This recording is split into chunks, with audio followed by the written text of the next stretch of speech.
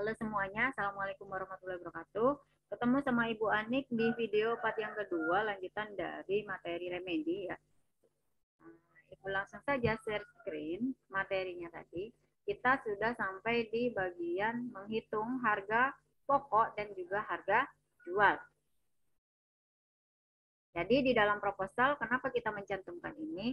Agar mereka bisa menghitung seberapa kemampuan bayar kita gitu ya. Berapa harga pokok dari yang kita jual sehingga bisa menghitung keuntungannya juga, bisa menghitung kelayakan usaha kita juga gitu ya. Tadi sudah ditampilkan di bahan baku tadi ya, ini adalah yang kita butuhkan untuk 1 bulan. Total harganya juga sudah Ibu cantumkan di sini. Untuk menemukan harga pokok, maka kita harus menemukan satu satuan agar kita mengetahui berapa harganya dalam satuan yang paling kecilnya gitu ya. Di sini ada butir, ada gram, ada PCS. Nah, kita jadikan satu semua dalam kilogram. Ya, Ibu sudah menghitungnya semuanya jadi sekian ya. Kalau tepung terigu ini sudah tetap, selai tetap, gula tetap, mentega tetap.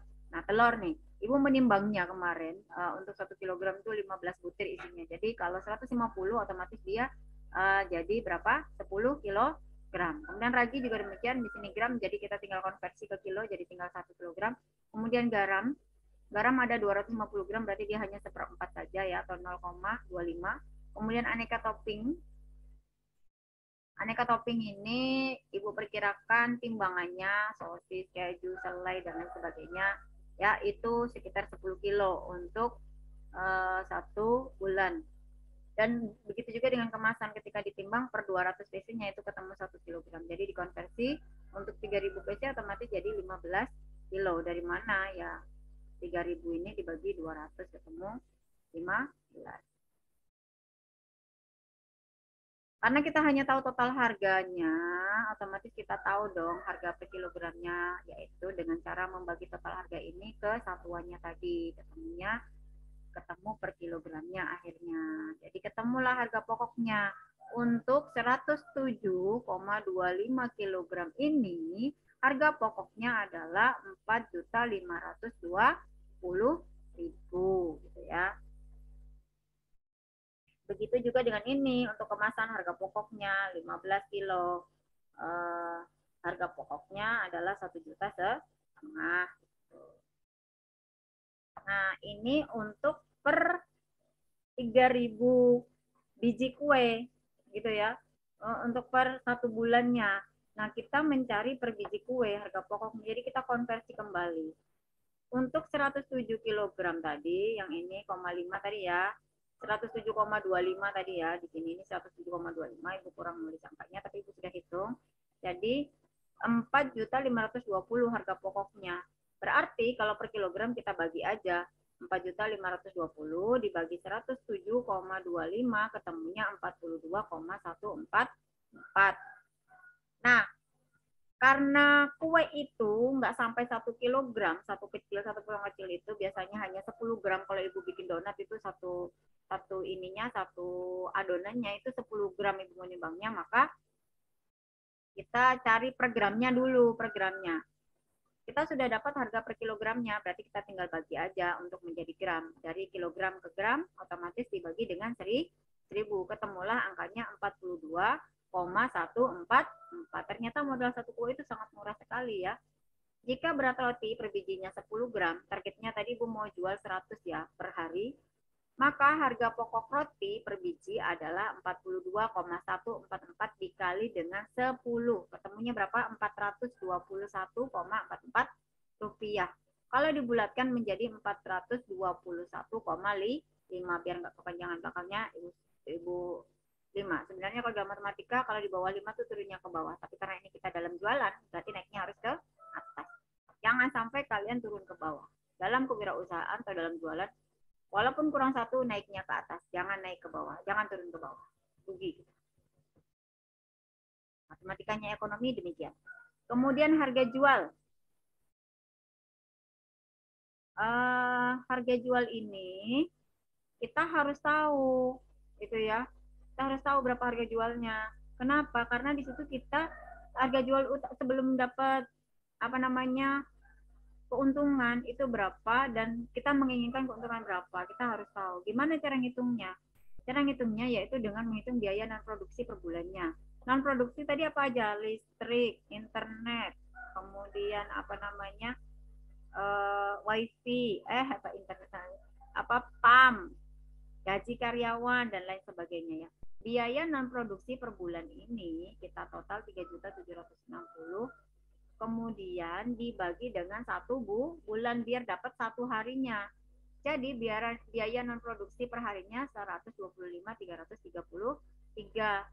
Kalau targetnya tadi seperti Ibu sebutkan sebelumnya, penjualan sehari itu minimal 100 buah roti, maka biaya non produksi per biji adalah, ya, kita sudah tahu produk yang akan kita hasilkan itu 100 setiap hari, pokoknya targetnya bisa jualan 100. Nah, biaya produksi per hari ini 125.333 kita bagi dengan jumlah roti yang kita jual itu 100 yang kita produksi itu. Jadi ketemunya biaya non produksinya 1.253. Dari biaya non produksi ini kita tambahkan dengan harga pokok produksi yang pertama tadi kita hitung ya, per biji berapa, kemudian kita tambahkan dan plus kita tambahkan laba yang kita inginkan. Bu, banyaknya laba yang diinginkan 6.500, kenapa? Karena kita menanggung gaji karyawan, kita menanggung perawatan, kita menanggung hutang juga, jangan lupa hutang, kita akan mengajukan hutang ke perusahaan ya, dan kita mengerjakan roti itu nggak gampang menggunakan tenaga, jadi ada biaya yang harus dibayarkan. Nah, harga pokoknya tadi 421, nggak sampai 500 rupiah ya. Kemudian harga biaya non produksinya 1.253, ditambah laba, Ibu menginginkan labanya 6.500, tinggi ya, nggak apa-apa karena kita jualan roti bukan jualan permen. Kemudian harga jualnya ketemu setelah ditotal yaitu 8.174,5. Karena ini belakangnya satuan-satuan ini agak susah, maka kita bulatkan saja. Jika keuntungan yang diinginkan 6.500, maka harga jual per biji roti adalah 8.174. Atau jika dibulatkan menjadi 8.500. Kalau 8.200 susah angsulannya, 8.300 susah angsulannya. Jadi kita bulatkan saja jadi 8.500. Nah, setelah kita menghitung harga jual, menghitung harga pokok gitu ya, biaya non produksi dan lain sebagainya, kita bisa merencanakan keuangan kita. Kenapa? Karena kita sudah tahu keuntungan kita. Kita sudah tahu keuntungan kita sudah tahu harga pokoknya, kita sudah tahu pengeluarannya, otomatis kita bisa merencanakan keuangan kita. Jadi target penjualan sehari adalah minimal 100 PC dengan harga jualnya 8.500. Maka Bu tadi maka ada yang 10.000, ada yang 9.000, kita ambil rata-rata saja ya, karena kebanyakan 8.000 sampai 10.000, maka kita ambil 8.500. Jadi yang paling banyak timbul angkanya itu yang kita pakai. Maka dalam sebulan rencana penerimaan keuangannya adalah 100 PC roti dikalikan 30 hari ya, ini kita menghitung rencana keuangan selama 1 bulan, dikali harga rotinya per bijinya 8.500. Kalau misalkan naik nanti harganya 10.000 gimana ya, diganti dengan angka 10.000. Jadi totalnya 25.500.000 rupiah. Kita pun sudah bisa merencanakan keuntungan per bulannya. Dari mana, Bu? Dari rencana penerimaan. Kita tadi sudah menghitung rencana penerimaannya ya, dapat ya 25.500. Dikurangi total pengeluaran operasional, bahan dan biaya operasional. Yang alatnya nggak usah dihitung karena itu jadi modal kita, modal tetap. Nah, modal jalannya yang ini, bahan dan biaya operasional yang pasti berubah-ubah. Nah, totalnya bahan tadi 4.520, biaya operasionalnya 3.360, di total ketemu 7.880. Rencana penerimaan dikurangi total pengeluaran, ketemu keuntungannya, rencananya ya, rencana kalau laku dagangannya, ketemu 17.620.000. Satu bulan tuh keuntungan kita di toko roti ya, banyak sekali ya. Lalu kita pun bisa membuat analisa keuangan. Bagaimana? Analisa keuangan ini namanya revenue cost ratio ya. Revenue cost ratio ini rumusnya total penerimaan dibagi total pengeluaran operasional ya. Kalau dalam ekonomi lebih ribet lagi rumusnya, tapi karena kita dalam UMKM kita pakai apa yang tersedia di situ variabelnya ya. Revenue cost ratio ini dihitung dari total penerimaan yang sudah kita rencanakan tadi 25.500.000 rupiah dibagi pengeluaran operasionalnya. Operasionalnya bukan cuma 3.360 ya, tapi Bu, biaya operasionalnya kan cuma itu. Enggak, maksudnya operasional itu ya bahan sama biaya operasionalnya tadi, yaitu 7.880. Dapatlah revenue cost rasionya 3,2 ya. Dari sini Bang pun senang, wah ternyata layak usahanya. Kenapa? Karena CR-nya, RC-nya atau revenue cost-nya itu di atas satu, artinya pasti untung. Tapi kalau menghitung revenue cost nilainya di bawah satu, otomatis dia rugi. Rumusnya revenue cost ini, jika dia lebih besar dari satu, berarti kita untung karena penerimaan lebih besar dari pengeluaran. Jika kurang dari satu, berarti dia rugi. Kenapa? Karena penerimaan lebih kecil dari pengeluaran, besar di operasionalnya. Dan jika RC sama dengan satu, itu artinya sama atau normal, ya di situ-situ aja gerak jalan gitu ya. Makanya kita harus mengganti harganya, mengganti keuntungan yang diinginkan, menekan biaya produksinya, jadi keuntungannya meningkat gitu ya. Masuk di payback periode. Ini masih berapa halaman lagi?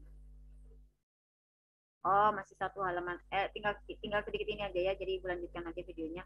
Payback periode. Payback periode ini juga penting ditampilkan. Kenapa kita menampilkan perhitungannya? Karena mereka meminjamkan uang pasti bertanya, kapan sih kamu bisa kembaliin gitu. Nah, jadi payback periodenya berapa? Kita bisa menghitungnya dari total biaya investasi yang kita ajukan, misalkan 18.650, dibagi dengan keuntungan kita dalam satu bulan. Kita sudah tahu keuntungan kita tadi ya, rencana keuntungannya adalah 17.620 dalam satu bulan. Biasanya payback period ini dihitung untuk satu tahun kalau perusahaan besar, tapi karena UMKM kita menghitungnya satu bulan saja. Nah, total biaya investasinya dibagi dengan keuntungan dalam satu bulan, ketemu payback periodenya 1,1. Artinya, waktu yang tepat untuk mendapatkan keuntungan adalah setelah satu bulan, satu hari. Itulah masa yang diperlukan untuk balik modal. Pada satu bulan lebih satu hari, modal kita sudah kembali. Kita sudah bisa mengambil keuntungan. Jadi setelah itulah kita bisa mengembalikan dana yang kita pinjam. Gitu ya. Jadi mereka pun sudah, oh cepat sekali ya, ternyata cuma punya sebulan. Tapi kita bisa mengajukan lebih daripada 1,1.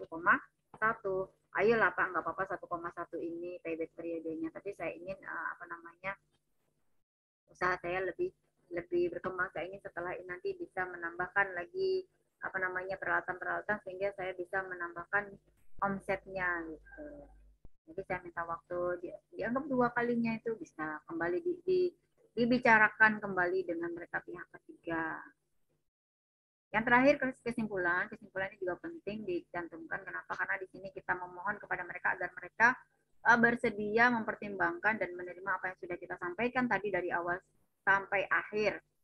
Dan jumlah pinjaman juga harus dilampirkan di sini walaupun kita sudah rincikan di atas ya. Nah, kalian punya dana berapa, jadi yang kalian butuhkan berapa. Atau kalian meminjam secara keseluruhan juga boleh. Nah, kalau di sini Ibu anggap saja Ibu sudah punya modal 8.650, jadi yang dibutuhkan adalah 10 juta dengan rincian terlampir. Jangan lupa nanti dilampirkan rinciannya apa saja yang sudah terpenuhi, apa saja yang belum. Jangan lupa dengan kata-kata yang sopan, merendah, karena kita mengharapkan bantuan orang ya. Besar harapan kami, Bapak atau Ibu berkenan membantu pendanaan kami sehingga usaha saya dapat terrealisasikan dengan lancar. Nah, demikian penutup ya, proposal yang baik penutupnya, sebutkan kota, tanggal, dan nama jelas kalian. Anik Ari Istiqomah ini sebagai apa gitu, misalkan kalian di sini sebagai owner dari Afla Bakery gitu, tulis saja owner Afla Bakery Anik Ari Istiqomah gitu. Atau langsung Afla Bakery juga boleh, kasih nama bawahnya owner Anik Ari Istiqomah gitu ya. Nah, proposal sudah selesai Ibu jelaskan. Nah, sekarang kalian tinggal melanjutkan ke Google Form. Linknya nanti akan Ibu bagi di grup. Ya, jadi kalau belum Ibu bagi, jangan tanya-tanya dulu. Berarti Ibu masih mempersiapkan pertanyaannya. Yang penting videonya ini sudah kalian pelajari dengan baik.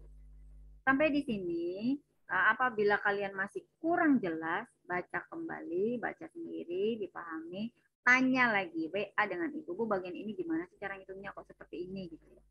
Ini dipahami dari atas sampai bawah. Ibu tidak menyuruh kalian bikin proposal, tapi hanya menjawab pertanyaan berdasarkan materi yang sudah ibu bagikan hari ini. Ya, baik. Semoga nanti remedinya tuntas semuanya. Semuanya mengerjakan jadi semua tuntas ya. Jadi ibu enak memasukkan nilai di rapor, waktunya sangat terbatas.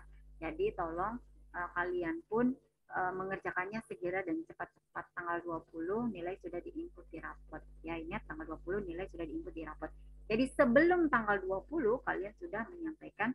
Jadi ibu hanya kasih waktu 1 hari untuk mengerjakan di Google ya, di Google Form. Baik, terima kasih. Selamat pagi. Semoga sukses semuanya. Assalamualaikum warahmatullahi wabarakatuh.